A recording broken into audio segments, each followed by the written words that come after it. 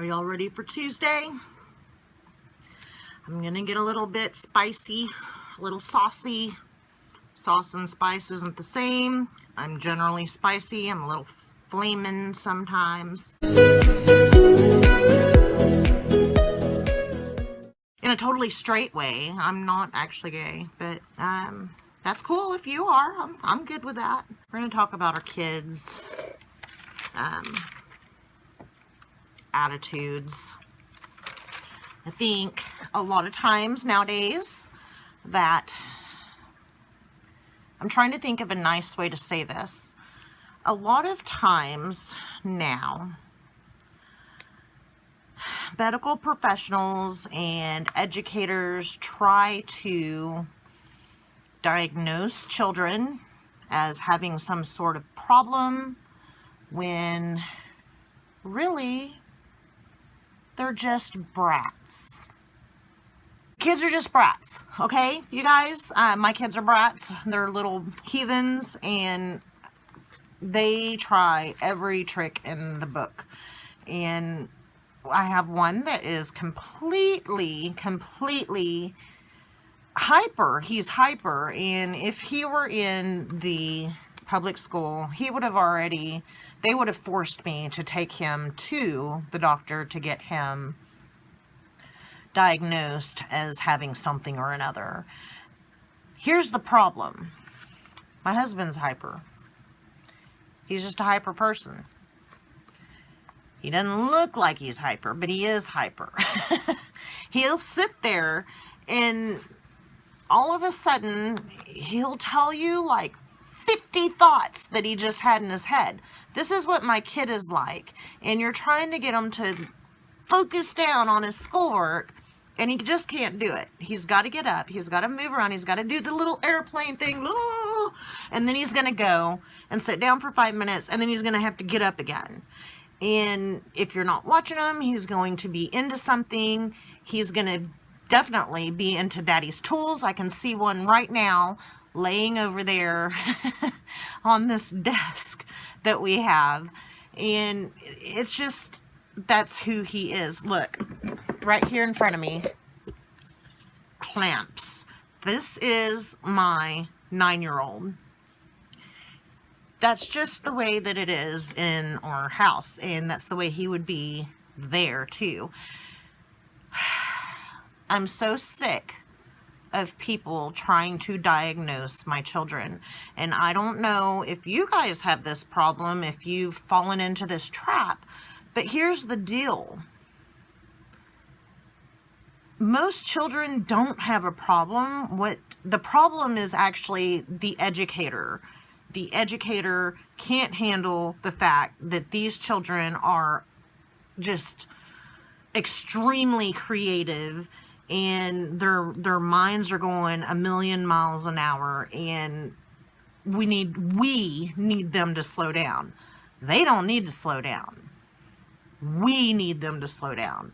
So what do you do if you don't want to give your children tons of chemicals? You'll have to bear with me, because this is a very heated subject for me, and I know I'm going to get a lot of hate over this, but I mean, I understand some kids actually need help, but I think it's overdone. And I think a lot of times these parents, I think some parents just like to be able to say there's something wrong with their kid. It's like some sort of Munchausen by proxy type of thing. But then I also see parents, mainly parents, trying to diagnose my children and tell me there's something wrong with my children. My children are normal freaking kids. They're running around and doing their thing, but they do their schoolwork. My 8-year-old has been reading since he was 3, you guys. And I've been told not too long ago, somebody is like, I think he's autistic. He walks on his tippy toes. Tippy toes? I mean, really? No, he's not autistic. I'm sure there's plenty of kids out there that are autistic. I've met them. I've seen them. But most of these kids are just being diagnosed because, you know, let's face it, we live in a capitalist society. Capitalism rocks.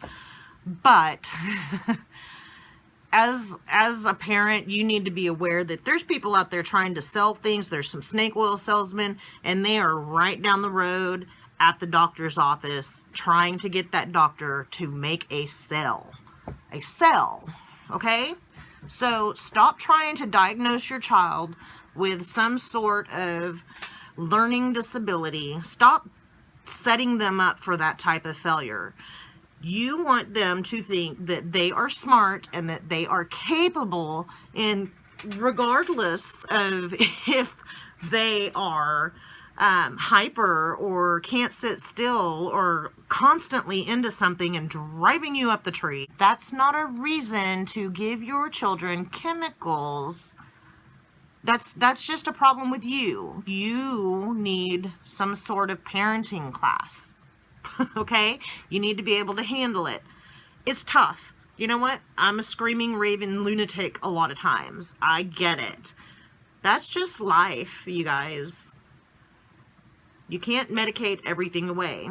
Can't be like Garfield taking your little lasagna pill.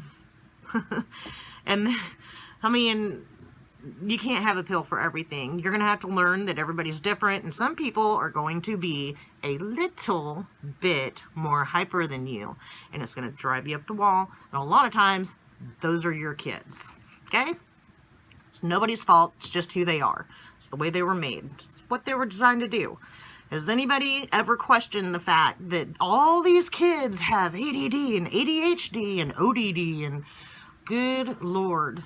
Take away the electronics. Only let them read the books.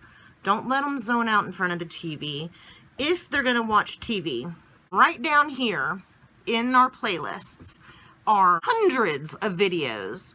They're educational videos. They're not stupid primetime TV. I haven't finished them all. There is some of the first grade, second grade, third grade, fourth grade, fifth grade, sixth grade, seventh grade, and I think maybe some eighth grade. I mean, come on, you guys.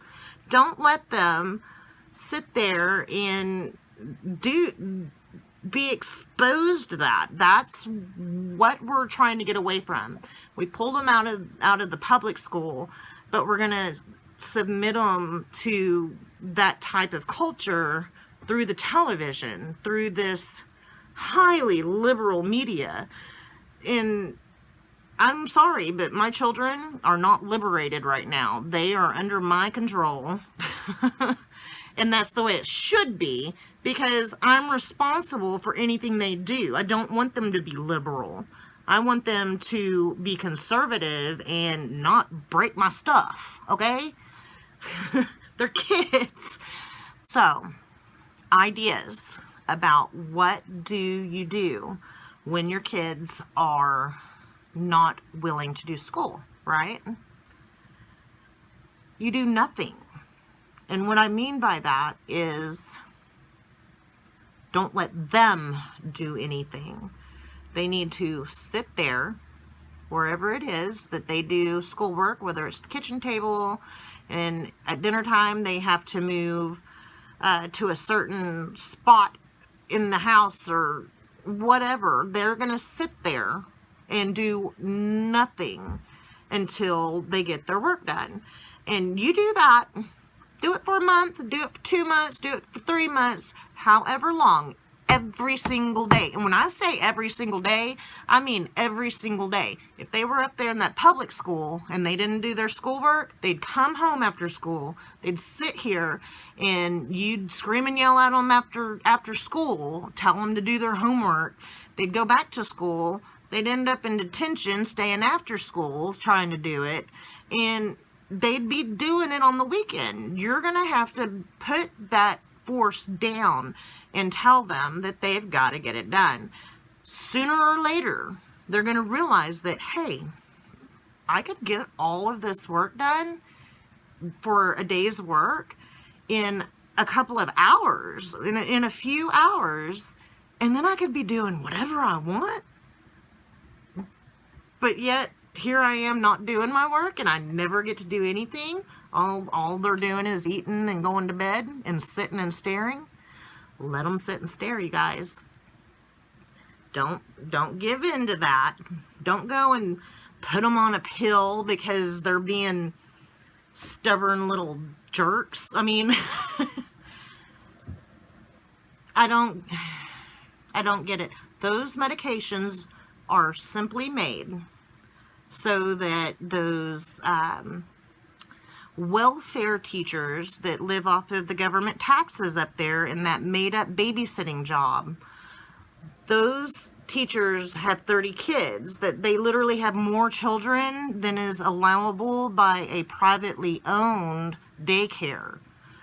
A privately owned daycare cannot have that many children under the care of one person in a classroom. So, I mean, come on, you guys.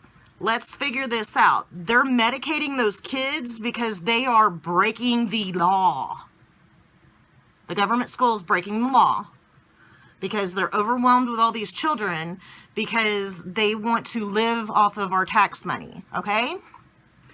That's why they're medicating your children, because they got too many people to one person, and they're trying to all have, you know, a $50,000 a year paycheck, which they do, and it's Texas. $50,000 a year to be a teacher there.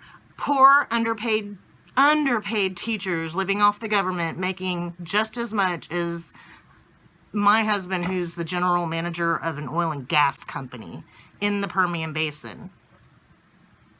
No, you guys, it's a scam. If your child is actually, you know, let's say that they're 15 and they still haven't learned to read, hire you a tutor. If that doesn't work, then maybe you need to speak to a professional. And I'm not saying let it go until they're 15. I'm making a point here. A lot of times in our society, we jump to the physicians way too early. One of my favorite things to do with my son, who is very, very active, is to use essential oil, and it's called vetiver, and I should have had it right here for you. It's probably backwards because I have my front facing camera on right now. This stuff right here, this is Young Living 100% pure therapeutic grade essential oil. I don't know how much this costs off the top of my head, but you can actually go look it up and it'll show you. If you're a Young Living distributor, you get a discount on this, and it only takes one drop. I put it on the back of his neck, right here on the nape of the neck. Just one little drop. He smells like he has on some musky kind of cologne for a little bit, but all of a sudden he can focus in. This is not a chemical. It's an essential oil, perfectly safe as far as I know. Do your research. So you guys, if you have a hyper one, this won't fix everything. This will not make them better people, or different people, or zoned out people, or people who can only sit there and kind of go. This is going to help them concentrate and focus. One of the biggest problems that you may notice with vetiver, I gave this the first time to my son. I didn't give it to him. I put it on him, and he was dirty. He'd been outside digging in the dirt and doing all this stuff, and I may need some vetiver too. I can't focus. His arm was covered in dirt, and he sat there and wrote on his arm with his spit in the dirt. Oh, and he was concentrating on that. And you know what? I just let him do it because you know what? He was like 5 at the time, and he was supposed to be practicing his writing, and he was doing it just in a different way. So I just let it go. But They will concentrate on things that you don't necessarily want them to concentrate on, but that's just the way it goes. They're kids. If you need to help them concentrate, you can do that without giving them pills and chemicals and methamphetamine, amphetamine. I don't know if it's methamphetamine. Let's just stay away from chemicals, okay? So, now, I really hope that none of you are angry with me for this, but it needed to be said. We're trying to minimize here, and you can't minimize with a cabinet full of medicine you're giving to your tiny little child. That's just not healthy, and it's unnecessary. Unless it is necessary, I'm not saying that you should not do what your physician tells you to do, because obviously I have not been to school for that. I don't know anything about it except for what I know. At some point, somebody's going to try to get you to put your kid on a pill because they don't want to deal with it. Don't get sucked in, you guys. Okay? We'll talk to you later. Hopefully you got a little bit of value out of this. We feel for you. We know your kid's crazy. And get you some vetiver. We'll talk to you later. Bye. And don't forget. I always forget to say this. Go subscribe. Go down there, hit that little bell, make sure that you know what we're doing. Go over to theminimizedlife.com and check out all of our options for books and all the little resources we found online for you so you can save tons and tons of time. We've got lots of stuff. And if you need, here's some more videos.